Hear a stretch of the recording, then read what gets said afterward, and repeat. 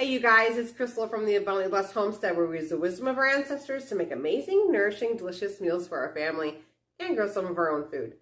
Today is just a few days away from Christmas already, and I'm going to be making some sourdough gingerbread like rollout cookie dough, and I thought I'd take you guys along with. I love this recipe. This will be our third year using it, and we usually top it with the sugar-free cream cheese frosting recipe that's inside my cookbook. If you haven't grabbed that cookbook yet, the link is down below. So let's get started and see how far we can get before baby wakes up. First ingredient is half of a cup of sourdough starter. Next ingredient is half of a cup of softened butter, or I'm using Azure Standard's organic palm fruit shortening at room temperature.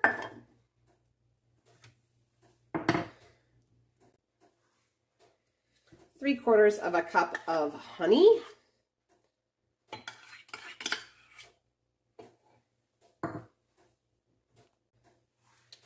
Half of a cup of unsulfured blackstrap molasses.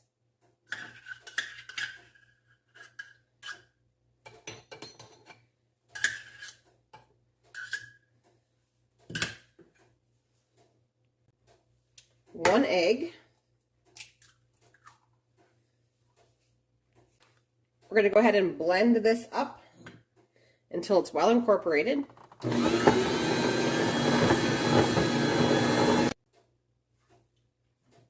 One teaspoon of vanilla.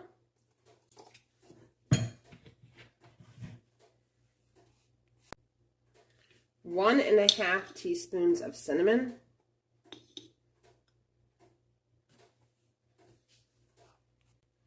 Two teaspoons of ground ginger.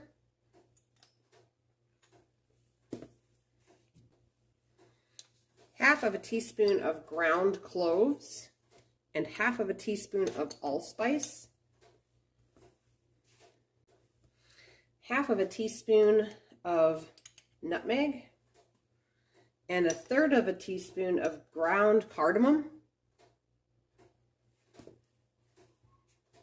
We're going to go ahead and give that a good mix.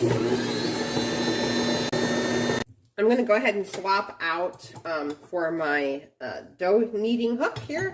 So we're going to start adding 3 cups of flour slowly.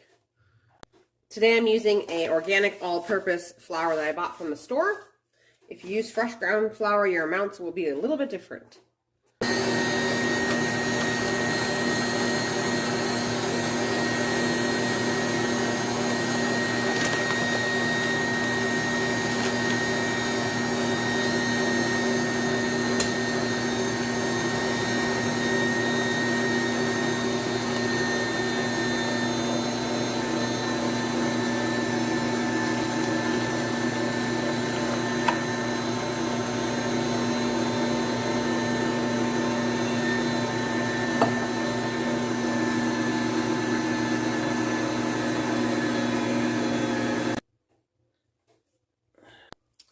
So what we're looking for is for the dough to pull away from the sides of the bowl, and then also that the dough is not sticky. This is just slightly sticky, so I'm going to probably add about another tablespoon of flour to this, and then it should be ready.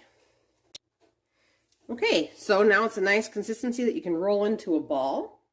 So what's going to happen is I'm going to let this set at room temperature. You can either let it ferment for 8 hours at room temperature, or you can move this to the refrigerator if you feel more comfortable with that and let it sit overnight. And then we are going to return it to the stand mixer with the dough hook.